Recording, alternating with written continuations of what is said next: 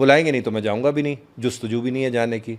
तो मैं इसी तरह था, मतलब अच्छा, कंसिस्टेंट रहे अपने आई काम वुड के साथ। Rather be where I am loved and respected and cherished. Excellent. I don't क्या want to be somewhere just because I need to be there respect पहले। To be seen. इज्जत हो अपनी, आराम से जाए बंदा। इज्जत का मतलब होता है कि कहीं ना कहीं अच्छा, मोहब्बत भी उसके है लिए हल्की आप सी। जल्दी में नहीं है। जहाँ पे इज्जत है वहाँ हल्की सी मोहब्बत भी होती है, ज़्यादा नहीं हो तो थोड़ी बहुत ज़रूर होगी कि यार यार सही है, इसको बुला लो। तो वो मेरे लिए काफ़ी है। और आप जल्दी में नहीं है सर? मैं जल्दी में नहीं हूँ बिल्कुल। फॉर एग्जाम्पल लक्सटाइल अवार्ड में आप चाहेंगे यार ऊपर जाऊं, खड़ा हूं? सर कवि साहब अल्लाह जन्नत बख्शे बहुत बड़े आर्टिस्ट थे जी। हो सकता है आपके फोरम पर कई लोगों ने और भी उनका जिक्र किया और नहीं किया तो करना चाहिए। उनकी एक्टिंग एबिलिटीज़ तो अपनी जगह, लेकिन कवि साहब जितने बड़े इंसान थे उतना बड़ा शायद पाकिस्तानी टेलीविज़न में और फिल्म में कम ही आया हो। इतनी अच्छी उनकी इनग्रेन्ड वैल्यूज़ थी। जब मैं एक बार सेट पे चला जाऊंगा तो मैं सेट वाले का हूँ, ग़ुलाम हूँ मैं उसका। मैं इस तरह का नहीं हूँ, मैं बहुत जज्बाती टाइप आदमी हूँ। मेरे साथ अगर मिसबिहेव करेंगे तो मैं बहुत मिसबिहेव करता हूँ, अगर मिसबिहेव करेंगे। कवि साहब कहते थे मैं आ गया हूँ तो ये दिन प्रोडक्शन का है, मैं यहाँ हूँ तो ये कमिटमेंट मेरी है, ये मेरी ज़िंदगी की वैल्यूज़ हैं। वो उन्होंने हम सबको सिखाई जितना हमें उनके साथ लिमिटेड टाइम मिला। अच्छा सर, कंसिस्टेंट रहे हमेशा। कभी आपको डिमोटिवेशन फील हुई होगी? बहुत ज़्यादा, बहुत ज़्यादा। मैं एक स्कॉर्पियो हूँ, ठीक है। तो बहुत इमोशनल लोग होते हैं और तकलीफ़ भी हो जाती है, फिर बदला भी लेना होता है, फिर गुस्सा भी चढ़ता है, फिर सोचते हैं नहीं यार अपनी ही कोई कमी रह गई होगी। ये अपनी ही कोई कमी रह गई होगी ना, ये नया पर्सपेक्टिव है। This is really helping me. जब मैं बहुत देर में आता है? हाँ, अब रेगुलरली आता है। मैं फ़ौरन एनालाइज करता हूँ कि यार ये मैंने गड़बड़ की है, यहाँ पे मैंने बदतमीज़ी की होगी और वो मानना है, या मेरे मुंह से कोई बात निकल गई होगी, क्योंकि मैं जो दिल में है वो ज़बान पे टाइप का कैरेक्टर हूँ। ठीक है। तो वो कभी फ़ायदा दे जाता है और कभी नुकसान दे जाता है, क्योंकि सामने वाला किस तरह से उस बात को एक्सेप्ट करेगा। अच्छा, उसकी परवाह तो आपको नहीं होगी ना? परवाह नहीं है, ये जरूरी होगा कि यार मैं बट अपने आप बदतमीजी से नहीं तो कर रहा हूँ करें एटलीस्ट। हाँ, अपने आप से आप अगर मैं accept कोई करें। गलती करता हूँ तो मैं एक्सेप्ट कर लेता हूँ अपने साथ खुद तो झूठ ना बोले सर। यार अदनान, मैं आपको एक बात बताऊं, हम एक बहुत ही अनएथिकल माशरे में बैठे हैं जी।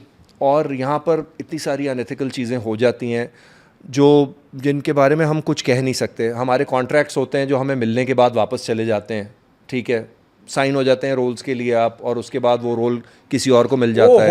ये बहुत ज़्यादा ये भी अभी ज़्यादा अब ज़्यादा हो रहा है, बहुत ज़्यादा होता है। जब मैं नया नया आया था मुझे 2-3 बड़े प्रोजेक्ट्स के लिए साइन किया गया, फिर वो डेट्स भी हो गई, फिर मैंने पूछा भाई डेटें तो आगे चलेंगी, तो पता चला कि वो नहीं हो रहा। फिर मैंने वो टीवी पे प्रोजेक्ट देखा कि वो हो भी गया और बन भी गया और टीवी पे चल रहा है, कोई और था। तो इस तरह 2-3 बार हुआ।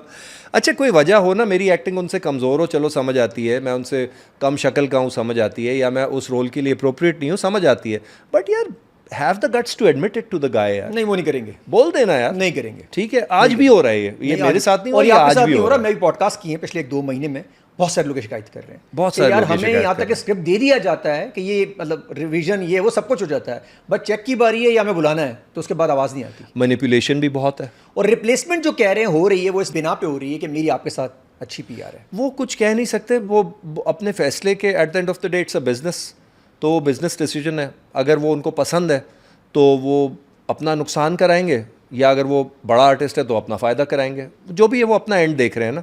लेकिन वो एथिकल बात नहीं है, वो अपना एंड देख रहे हैं, वो जायज़ है, उनकी राय है, लेकिन जब कॉन्ट्रैक्ट हो गया 2 पार्टीज़ के दरमियान तो ऐसे ना करो। ओहो, ये वाली बात, मुआहदा हो गया ना, ज़बान का पास कुछ तो होना चाहिए। अरे ज़बान का भी खेल खत्म, मुआहदे का भी खेल खत्म हो गया, सब खत्म हो गया, सिग्नेचर्स भी खत्म, अब अच्छा, तो एग्रीमेंट की भी वैल्यूज खत्म हो गई। मैनिपुलेशन भी बहुत होती है। मैनिपुलेशन इस तरह होती है कि अगर आपको बहुत अच्छा रोल ऑफर करेंगे, जो कि मेरे पास शाज़ो नादिर ही आते हैं, कम आते हैं बहुत अच्छे रोल, अगर बहुत अच्छा रोल आएगा तो पैसे इतने गिरा देंगे, उनको पता है ये डेस्परेट है, इसको ये रोल पसंद आ गया है, ये करेगा कम पैसों में भी।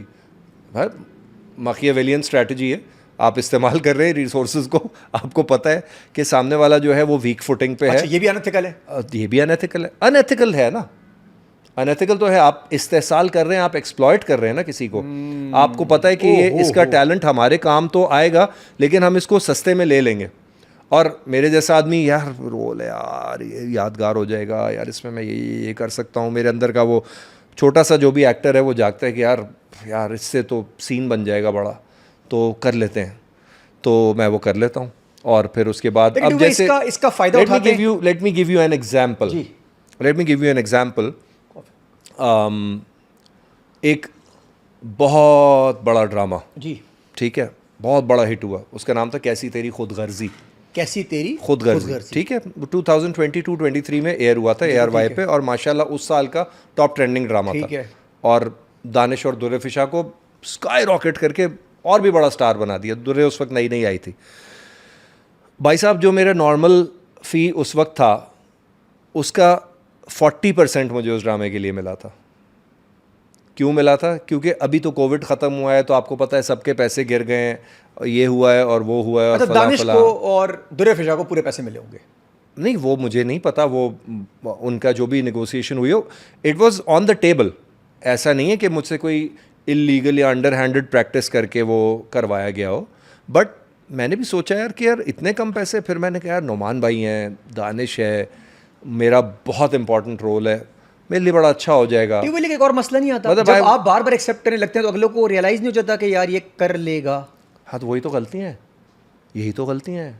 कॉन्स्टेंट किया ना इंसान आपने, फिर 3-4-5 दफा उनको समझ में आ गया। रू करता है ना इंसान फिर ये सारी चीज़ें। अब होता क्या है, मैं और मेरे जैसे कई और एक्टर्स जो हैं वो 2017-18 से 2026 तक तकरीबन एक ही पे स्केल पे स्टक है।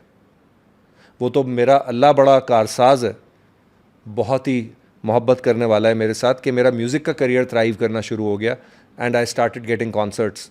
उसकी वजह से मेरी ज़िंदगी बड़े सुकून से गुजरती है, और मेरे जानवरों की भी अल्हम्दुलिल्लाह। अगर मैं एक्टिंग पे रिलाई कर रहा होता तो मुझे साइड पे कोई जॉब करनी पड़ती लाजमी, या मुझे कुछ करना पड़ता, कोई ना कोई रास्ता निकालना पड़ता। एक्टिंग में पैसे नहीं है, किचन के भी एक्टिंग में पैसे नहीं है आजकल, तो नहीं है। Look at the spiralling inflation भाई। कॉस्टिंग करने बैठे ना आप कर सकते हैं। नहीं, वो पैसे तो पूरे नहीं होंगे। अगर आपको पता है, अभी मैं इस वक्त एक सीरियल कर रहा हूँ, वो ऑन एयर है जियो पे। माशाल्लाह माशाल्लाह माशाल्लाह, it's doing well. Love the director, Bhatti साहब हैं। कैसी तेरी खुदगर्जी भी उन्हीं के साथ किया था, अहमद भट्टी, बहुत प्यारे, जान है मेरी। उसके लिए कैरेक्टर की एक वार्डरोब चाहिए थी ख़ास। वो वार्डरोब अगर मुझे अच्छी पहननी है, क्योंकि वो बहुत अमीर दिखाया है, तो मुझे किसी डिज़ाइनर के पास जाना पड़ेगा। मैं अहमद भाम के अलावा किसी के कपड़े नहीं पहनता। मुझे अहमद भाई पसंद है, मेरे बड़े भाइयों की तरह। I love the guy. शायद आपने नाम सुना हो, अहमद भाम, ठीक है। अहमद भाई के पास जाके मैंने, अब मुझे उस सीरियल के शायद ओवरऑल मिला के 6-7 महीने 8 महीने लगा के 20-30 लाख रुपए मिल जाएंगे, लेट्स से, ठीक है, देयर अबाउट्स। एग्जैक्ट पता नहीं कितने दिन इस्तेमाल होंगे जो भी। मेरी वार्डरोब 8-9 लाख की है, मेरी जेब से मुझे लेनी पड़ी। कहाँ होता है ऐसा भाई, कहाँ होता है ऐसा? नहीं तो वो तो उधर से पे होगा ना, आप कुछ नहीं पे होता कहीं से। मर्दों को कुछ नहीं मिलता, बहुत ही रेयर है कि मर्दों को कुछ मिल जाए। क्यों कुछ नहीं मिलता? मर्द ने क्या, लेडीज़ को कुछ ना कुछ मिल जाते हैं कपड़े, डिज़ाइनर्स के थ्रू मिल जाते हैं कि वो दिखा देंगी तो पिक्चर्स हो जाएंगी, तो थोड़ा सी नहीं तो हम भी दिखा देंगे, मार्केटिंग दिखा देंगे, एडवर्टाइजिंग। शेरवानी कोई आ जाए तो वो मर्दों के लिए आ जाती है, क्योंकि वो बिल्कुल ही स्पेसिफिक है। सूट नहीं आएगा। सूट नॉर्मल, वो कहते हैं आपके पास तो सूट होंगे। अब इसमें सूट नहीं चाहिए थे, इसमें चाहिए थी वेस्ट्स और पैंट्स ख़ास किस्म की मैचिंग। अब वो तो भाई, अब एक वेस्ट जो है वो आजकल अच्छी 25 से 30 हज़ार की बनती है। वो डबल ब्रेस्टेड हो या टक्सीडो वेस्ट हो या कुछ भी चीज़ हो इस तरह की। तो अब आप सोच लो 50-50 हज़ार के 4, आपने 8 आउटफिट्स अगर खड़े कर दिए तो 4 लाख रुपए ही होगा। और ये आप देंगे? मैं नहीं पैसे देने। आप फिर या तो आप कोऑपरेटिव से बनवा लें जाके। कोऑपरेटिव मुझे कहाँ से वो बना के देगी? जो फेज़ 8 के 3000 गज के घर में रहने वाला फरहान ताहिर साहब का दामाद, जिनके अपने 30 बिजनेसेस हैं दिखाए हुए, वो कहाँ से कोऑपरेटिव के? तो ये अब या तो मैं अपने कैरेक्टर को मार दूँ, नहीं मारना तो फिर मैं ये सोचता हूँ यार चलो ले लो, ये 5 ड्रामों में चला लेंगे, चलो इसको छठे में पहन लेंगे, फिर यूँ कर लेंगे, फिर आप लोग ही हमारा मजाक उड़ाते हैं, यार ये देखो वही वाले कपड़े पहन के आ गए, देखो वही वाला घर इस्तेमाल कर रहे हैं, पहनते आप। हाँ, तो ये खुद को होता है कि यार मेरे ही पैशन है, खुद को ही मज़ा आता है। जाहिर है एक बार आपके पास आपकी पसंद की चीज़ आ जाती है, मैं उसको फिर शोज़ में यूज़ कर सकता हूँ। बट ये कैरेक्टर स्पेसिफिक वार्डरोब है, तो इस किस्म के कपड़े आप हर जगह नहीं पहनेंगे। मतलब डबल ब्रेस्टेड वेस्ट्स वगैरह आपने कम ही किसी को पहने हुए देखा होगा। आजकल के दौर में कराची में इतनी गर्मी होती है, कौन पहनेगा? तो वो बड़ी क्लासी लुक है, बहुत अच्छी लुक है, बड़ी विंटेज है। लेकिन there are lot of things that you have to do. अब मैं जब नया एक्टर आया था, मुझे एक प्रोजेक्ट मिल रहा था जो इंग्लैंड, पाकिस्तान और इंडिया 3 जगह शूट हो रहा था। सही है। मैडम राना थी, अल्लाह ज़िंदगी दे उन्हें, मेरा ख्याल है लंदन में ही होती हैं। She must be very aged now. बहुत अच्छी डायरेक्टर थी, पीटीवी के पुराने दौर की आंटी थी।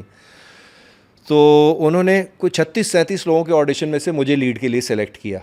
ठीक है, ऑडिशंस में मैं सेलेक्ट हो जाता हूँ, ऑडिशन कराओ मैं सेलेक्ट हो जाऊँगा, मैं अपनी परफॉर्मेंस दे के आऊँगा, मैं सेलेक्ट हो जाऊँगा। ऑडिशन के बगैर मैं सेलेक्ट नहीं हो पाता। जहाँ ऑडिशन नहीं होगा वहाँ मेरा रास्ता नहीं बन पाएगा। ओपन ऑडिशन करो ना, क्यों नहीं करते? दिखाओ अपना दिमाग, दिखाओ अपनी पर्सनैलिटी, दिखाओ अपनी स्पीकिंग एबिलिटी, दिखाओ अपनी मेमोरी, डिलीवर करो अपने dialogues, show what your mind can offer, then let's see who can be the lead and who can do the role. करके दिखाओ। नहीं करते, अंदर के ट्रैक्स हैं, क्या करेंगे? खैर बहरहाल मैं उसमें सेलेक्ट हो गया। 35 डेज़ की शूटिंग थी ठीक है। और ओवरनाइट वो 35 डेज़ से 50 डेज़ की शूटिंग हो गई। बोला कि सेम पैसों में करें। अब मुझे बताएं 15 दिन में सेम पैसों में मैं नया था, मेरे 1.5 साल ही हुआ था, कौन करेगा यार? मैंने कहा मैं 15 दिन में मैं क्यों करूँगा? 2-3 दिन चलो समझ आती है, मैं 2-3 दिन भी क्यों करूँ यार? जो मैं काम कर रहा हूँ उसके पे करो ना। तो वो जब मैंने इस तरह बात की, उन्होंने बोला ये तो बदतमीज़ है, मुझे निकाल दिया। That role went to a very dear friend of mine, Asfar Rahman. सही है। और असफर को उसने